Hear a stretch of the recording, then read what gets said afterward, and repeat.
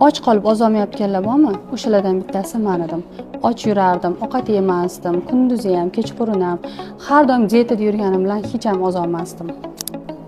Keyin tushundimki, muammo ovqatda emas, tana yog'i to'g'ri ajrata olmayotgandan ekan. Shundan keyin 4 ta narsani birga ichdim. Bu L-karnitin yog'i yo'qotishga yordam beradi.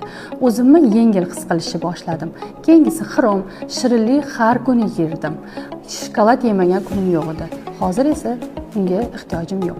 Miya inzulin gormonal balansimni, ichki holatimni joyiga tushirdi. Kayfiyatim ham, o'zim ham tinchlandi. Alfa-lipoik kislotasi modda almashuvini qo'llab-quvvatlaydi, shishlar kamayadi. Organizm chinakamiga ishga tushdi.